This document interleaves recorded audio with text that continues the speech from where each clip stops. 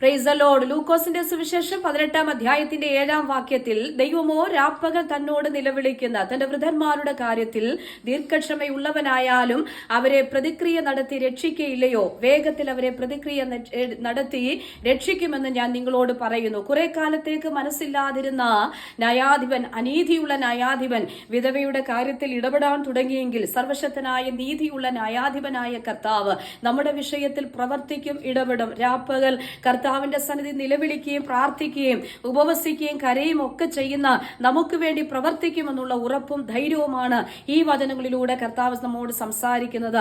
ആകയാൽ മടുത്തുപോകാതെ പ്രാർത്ഥിക്കുവാൻ, ദിനംപ്രതി ദൈവസന്നിധിയിൽ പ്രാർത്ഥിക്കുവാൻ, രാവ് പകല് വ്യത്യാസമില്ലാതെ കർത്താവിന്റെ സന്നിധി നിലവിളിക്കുവാൻ ഒക്കെ സർവശക്തനായി കർത്താവ് നമ്മെ ബലപ്പെടുത്തുകയാണ്. അങ്ങനെയെങ്കിൽ നമുക്ക് ഉറപ്പ് നൽകുന്നു. അല്പനേരത്തേക്ക് മാത്രം ഞാൻ നിന്നെ ഉപേക്ഷിച്ചാലും മഹാകരുണയോടെ ചേർത്തുകൊള്ളുന്ന ഒരു ദൈവത്തിന്റെ സാന്നിധ്യവും ആമേ പ്രവൃത്തിയും ഒക്കെ നമ്മുടെ ജീവിതത്തിൽ സർവശക്തനായ ദൈവം പ്രവർത്തിക്കും.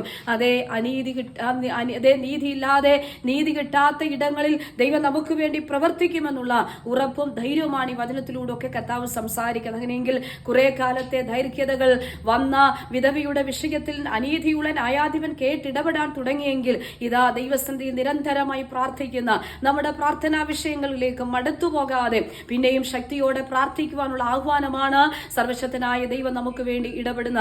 അങ്ങനെയെങ്കിൽ കർത്താവ് നമ്മോട് സംസാരിക്കുകയാണ്. ദൈവം നമുക്ക് വേണ്ടി പ്രവർത്തിക്കുന്നത് കൃത്യതയോടും സമയത്തും ഉചിതവുമായിട്ടുള്ള നിലകളിലാണ് നമുക്ക് വേണ്ടി പ്രവർത്തിക്കുന്നത്. ആകയാൽ ദൈവസന്നിധിയിൽ ബലമുള്ള കർത്താവിന്റെ കൈ കീഴിൽ താണിരിക്കുക.